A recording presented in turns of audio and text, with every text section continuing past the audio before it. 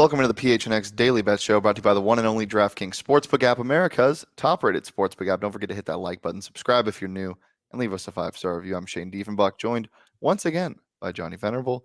Johnny, how are you feeling on this Tuesday? Good. We get to talk a little NFC South football, which is undoubtedly the worst division in the NFL. But we're going to find some shining lights in an otherwise putrid division that has a really old quarterback and a bunch of teams rebuilding. But from a gambling perspective, there is money to be made, Shano. Yeah, for sure. Before we get into that, usually I do a pour one out segment when there's a bad beat, but I have to pour one out for myself. Yesterday at the D-backs game, I went through probably definitely the worst bad beat I've ever seen live.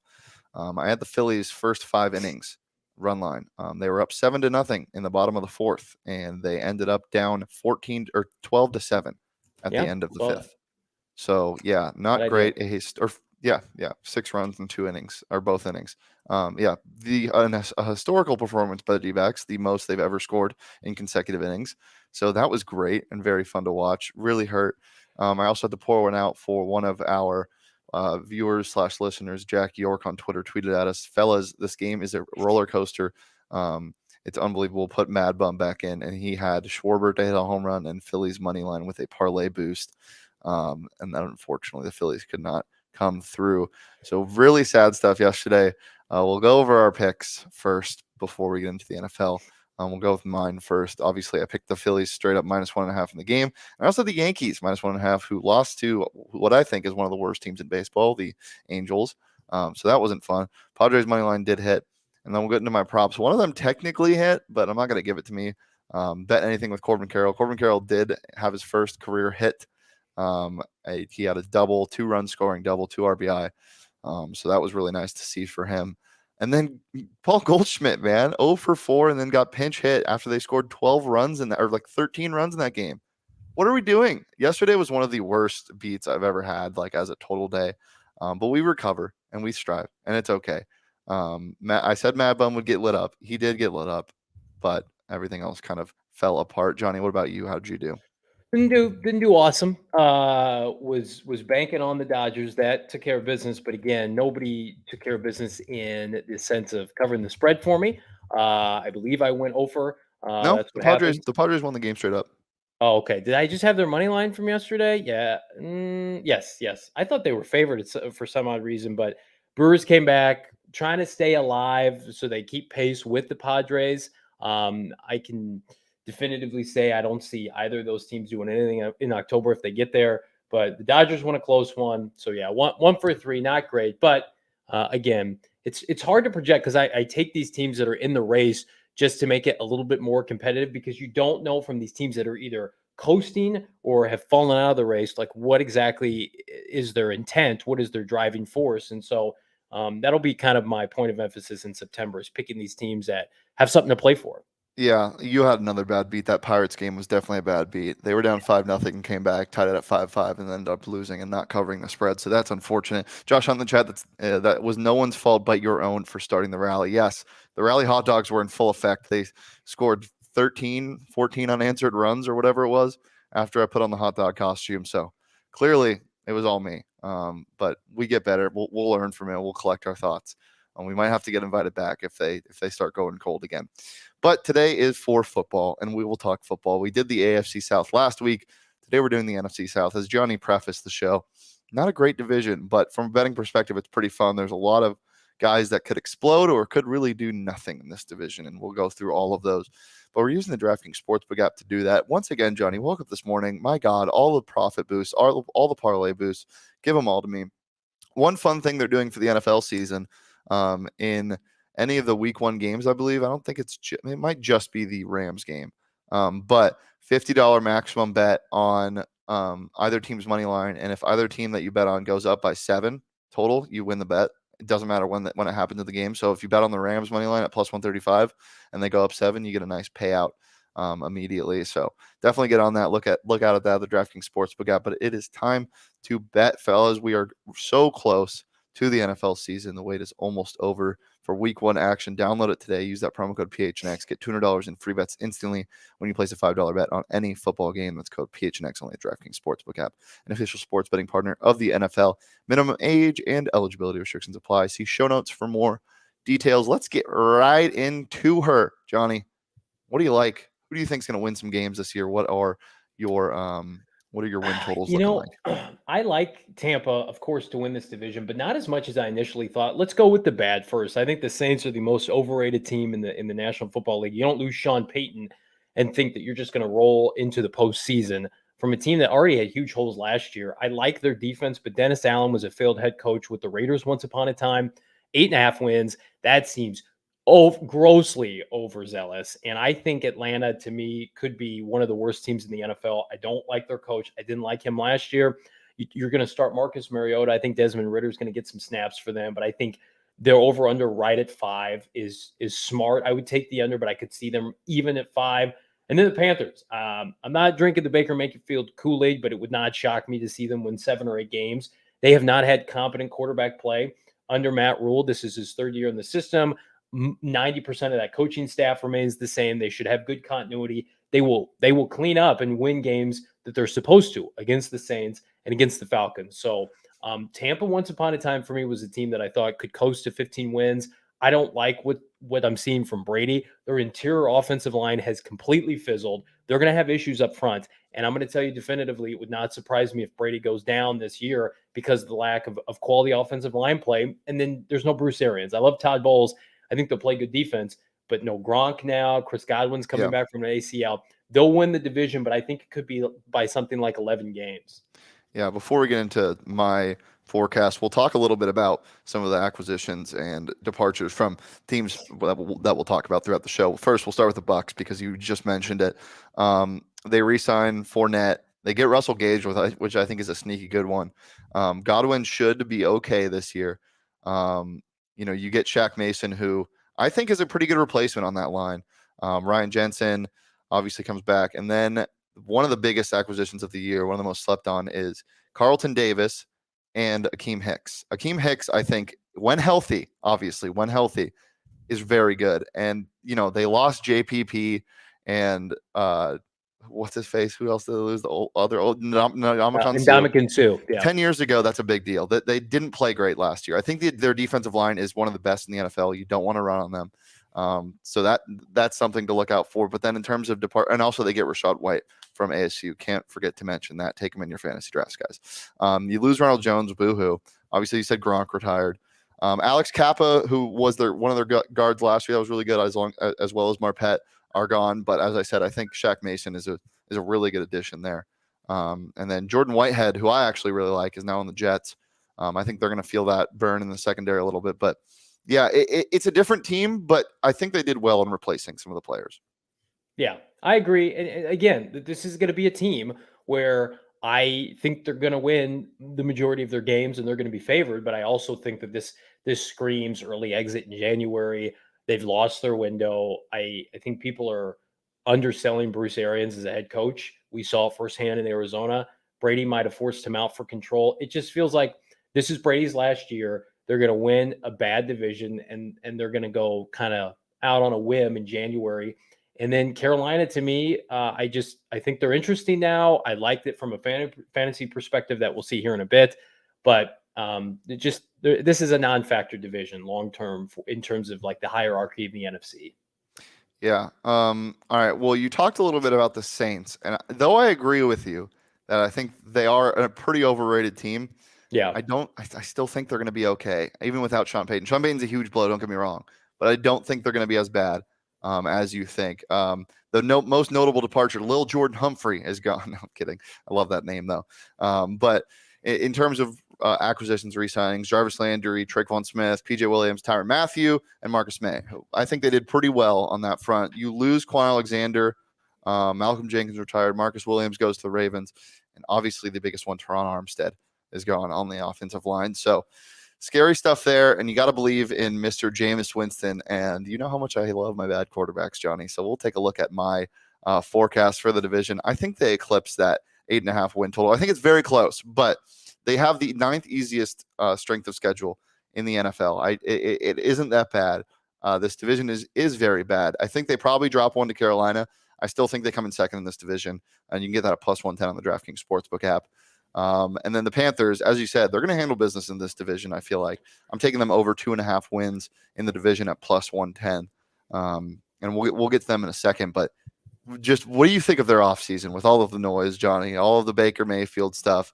Is CMC going to be healthy? What would you sum up the Carolina the Panthers division in? I think this is a team that knows what they want to do. They want to run the football and they want to stretch the field vertically. I like their playmakers at receiver. I think Robbie Anderson has been grossly underutilized since leaving the Jets. Breaking news. Yeah, Trayvon Mullen. I'm all over it, man. I'm trying to multitask on Twitter and doing the show. But yes, the Arizona Cardinals have acquired Trayvon Mullen, former Clemson standout and teammate of Isaiah Simmons, to Arizona for a mere 7th-round pick. We're going to be talking about that PHNX Cardinals live today at 2 p.m. Myself, Bo Brock. You absolutely love to see it. But back to Baker Mayfield and company. I think this makes them competent. I think that they're going to be a team hovering around 500 all year. I think they're going to be serviceable offensively. You cannot emphasize, and Shane, we watched a lot of bad Panther games last year in the early slates at Zip's restaurant across the street from our old studio, how bad Sam Darnold was last year. They were so incompetent at quarterback.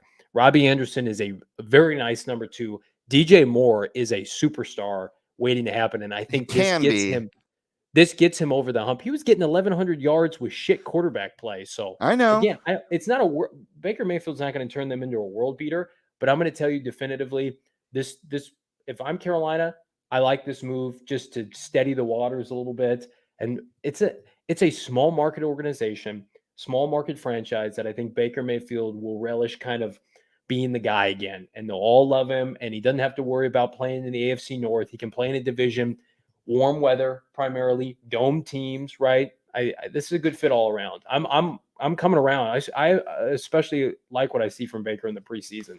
Yeah, and we know their defense is going to be pretty good. The whole thing with this team for the past, 9 years, their defense has been good, and their offense has been terrible.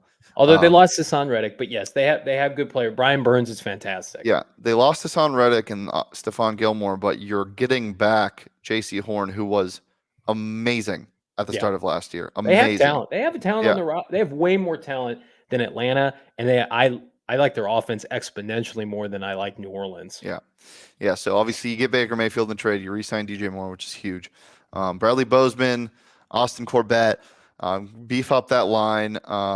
And then we talked about the defense. I think their defense is gonna be solid. Corey Littleton, Damian Wilson, Dante Jackson, J.C. Horn, Xavier Woods. I mean, those are some really good names. Their defense is always pretty good. So we'll see what this team looks like. I'm really excited. We'll know week one. We will know week one what the trajectory of the season is going to be like. We'll see if Baker Mayfield's revenge tour on the Browns starts early. But yeah, I'm excited for this team. This is going to be a fun team to watch. Hopefully CMC can stay healthy. Cross your finger, man. But yeah, it'll be interesting. All right. Well, let's talk about the last team. I joked in the description of this pod that do we really have to talk about this team? But we do. It's the Atlanta Falcons. 7-10 last year. Probably not going to make the playoffs this year. Here's what I'll say. AJ Terrell, fantastic, a top 5 cornerback in the NFL. Yeah. Drake London, who a lot of people thought was an overdraft in the top 10, looks like he is poised for a phenomenal rookie season, regardless of who's playing quarterback. They are putting themselves in a position to have a nice infrastructure for whomever they get at quarterback maybe next year. I like what they're doing. I like the signing of Marcus Mariota. I don't think he's going to win you a lot of games, but it's a 1-year commitment, right? And Desmond Ridder, I think we're finding out a lot of these Cincinnati guys are legit. He had a really nice preseason. They're going to be a watchable bad team, and they get Calvin Ridley back next year. They were never going to go all in for this year, and they shouldn't. They're in it for the long game. Yeah. Brady's almost done. The Saints have no direction. Baker Mayfield is a Band-Aid in Carolina. Like, Carolina is a good quarterback. I know it's cliche to say, a good quarterback next April.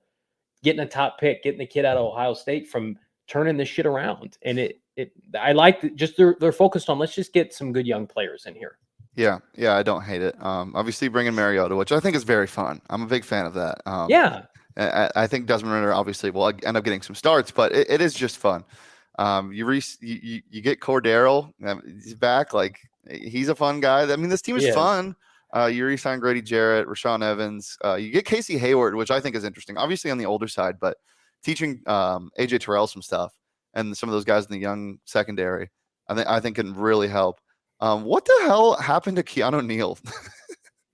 Well, they had that Super Bowl run, and guys like Keanu Neal and Deion Jones were the anchors as rookies, and then both of them got hurt, and both of them got exposed.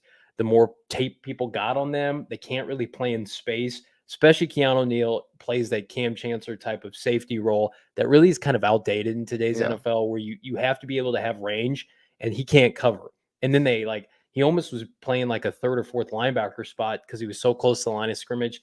That Dan Quinn, Kyle Shanahan Atlanta team, that was an aberration. We saw it. Very opportunistic because Matt Ryan and Julio Jones were playing out of their minds. But yeah, they're tearing it down, rightfully so. They're starting over. Everybody loves a rebuild. And the good news is the NFL, if you hit on some picks, it takes about 2.5 off seasons and you're right back in the thick of things. And again, Drake London looks like a very nice piece to kickstart this rebuild along with AJ Terrell. So yeah, they got some hope. Have they made their final cuts yet? Is Deion Jones going to get cut? I don't think so. They just have to if like you're not paying anybody else, why would you cut him? Yeah. At the end of the day, like you have to field the team. And with a lot of these bad teams, like unless somebody's offering you something, like and somebody else is being blocked that you want to see, like you can bench Deion Jones late in the season if it's not working out, but you don't just cut players to cut players. Yeah, right? I've just never seen such a sharp drop off in talent than those two guys, especially Deion Jones. It's been weird. All right, well let's get into what you think the forecast of this division is going to be. I obviously want to remind. I like this, Johnny. I don't hate What's it. that? I don't hate it. I think Carolina can definitely get there, but we'll see. Yeah, the exact forecast plus 400 on DraftKings. Tampa's a lock outside of a Brady injury. If Brady goes down, all bets are off because this is not Bruce Arians. This is Todd Bowles, who I like him. I don't love him, especially in an offensive league. But Tampa over 4.5 wins in the division. I think Tampa could sweep this division, frankly, because I think that Mike Evans is good enough to carry this team with T Braids against whatever the other offense and defenses are in the NFC South. They may not win a lot of out of division games, but they'll clean up. And then Carolina, New Orleans, Atlanta. I don't see how Atlanta doesn't finish last. So you're basically flipping a coin. New Orleans and Carolina 2-3, 3-2. And I think Carolina has the better quarterback play. And I also think give me Matt Rule, offensive guy, over Dennis Allen over his head as a defensive guy. I think everybody has just gross expectations for New Orleans this year. I don't know where they're coming from because they've been good for so long. That was with a Hall of Fame level head coach that left the team, and Drew Brees has been gone now. They won games based on Sean Payton and only Sean Payton last year. Mhm. Like, I don't give a shit if their defense is good. They're going to be so inept offensively. Michael Thomas is done. He's already hurt again. Kamara's got a suspension incoming potentially. They're going to run him into the ground. They're going to be a bad team this year. Trust me on that. I just don't. I can't. I have my Jameis Winston blinders on, and that's all I can think about. One thing that Jameis with Sean Payton is great. Yeah. Very competitive. Dennis Allen? No, I'm sorry. All right. We'll see. Before we get into our player totals and what we think of awards and all of that, I got to mention what we're doing tomorrow. Every final Wednesday of each month, we are at Four Peaks 8th Street Pub in Tempe. Make sure to come out, say hi. We'll also be announcing our Toast of the Month winner, which is a sweepstakes we do. You can sign up at gophnx.com. Do that right now so you don't miss out. We'll be doing our bets show live at noon. The winner of the Toast of the Month sweepstakes gets a $50 gift card to Four Peaks. They get an annual membership from PHNX, and they also get a t-shirt of your choice. So make sure to come out. All the shows will be live from there. It's going to be a good time. Drink some beer, hang out, eat some chicken tendies. It'll be fun. All right. We'll get into my player totals first. This is what I am looking at in this division. Chris Olave, give me his over. There's nobody. I mean, look, last year you had Marquez Callaway as your X receiver, your number one guy. And it was kind of that's supposed to be minus 125, not plus minus. Minus 125, over 719.5 receiving yards. Give me that 720 mark, Chris Olave. I think he has a great year. And then Julio, Fun acquisition for the Bucs. I don't think it's going to be a lot, though. I mean, we saw what he was able to do with Tennessee last year. Not a lot. I'm taking his under on receiving yards at 550, minus 115. And then Christian McCaffrey, that is a ton of rushing and receiving yards at 1595, just under 1600. I'm going to take the under on that on rushing and receiving yards combined, just because of how much Baker Mayfield tries to do. I think it takes away just enough, and the injury stuff. You always got to be scared of the injury stuff with CMC. So I'm taking his under on that at minus 115 as well. I would agree with that. Yeah, I think he's going to do well finding the end zone. This I'll tell you here in a second. But I think his all-purpose yards are going to go down because I think the passing game is going to be much more prolific in Carolina. Well, let's see. What do you got for player totals this year, Johnny? All right, so let's take a look here. I think Mike Evans is going to eat. I would take his over not only on receiving yards, but touchdowns. He had 14 touchdowns. I think he's projected for 10. Take the over on that because, again, you lose Gronk. Godwin's hurt. They just cut their fifth receiver today. Like, they're remaking that receiving core, and the only stalwart. I know Russell Gage comes over from Atlanta, but it's Mike Evans and it's Tom Brady, and they're going to put up big numbers. And I think Brady goes under his passing total just because of the saturation. But I think whatever he gets to, 4,200, 4,300, goes to Mike Evans. And I also think Todd Bowles wants to run Leonard Fournette. So we're going to see that. And your boy White, I think we're going to see a very competent running game because of the fact that their interior O-line isn't great. So you got to keep the defensive honest. And I think it's going to be much more 50-50 than it was under Arians. And then I mentioned it, DJ Moore. He's eclipsed this each of the last 2 years without Baker Mayfield. I think 1,200 yards is not out of the realm of possibility. He's the best receiver in the NFL nobody talks about. And he finally has somebody capable. This is the best quarterback he's ever played with. Yep, I like the total. Definitely. Minus 135. Love it. I would take that. As I said, DraftKings Sportsbook app has all of these odds available. They also have flash props and all this stuff you can get during the season, so get on the action. Also, obviously, blank white wall. It means I'm in the studio. You can't see anything yet, but you'll be able to soon, probably sometime next week. But I can't make any promises because, shipping and all of that stuff is hard to predict. But what wasn't hard to predict was how fast More Furniture would deliver all of our stuff. I'm looking at the beautiful kitchen table right now, looking at the beautiful recliners right now. So thank you, More Furniture. If you want to shop their Labor Day sale, head over to morefurniture.com and they will get you right. All right, Johnny. Last thing I got for you. You might hate this, but I'm going to throw it out there anyway. This is my second player totals. Give me Cam Jordan over 9.75 sacks. I think he gets there. I think he's going to have to be a monster on that defense. Yeah, I agree with that. Michael Thomas. Michael Thomas over 5.5 receiving touchdowns. I know he got hurt again. They don't know how much time he's going to miss, if anything at all. And then I'm going to take him to win the comeback player of the year. Plus 800. There's that small chance if he can actually get healthy. We remember how good this man was. Obviously, he's been out for a very long time. So he definitely qualifies for comeback player of the year. You can also get Jameis at better odds to win comeback player of the year at plus 500, which I thought was interesting. Never. I'm not taking that, but I'm taking Michael Thomas to win it, just a flyer. Throw $5 to win 40. Comeback player of the year, Mr. Michael Thomas himself. Johnny, anything else before we get out of here? Oh, yeah, lots of stuff. PHNX Cardinals live today. Myself, Bo Brock, 2 p.m. It's a 53-man Arizona Cardinal cut special and a blockbuster trade. Not really, but adding a much-needed piece in the secondary while we're live on this show.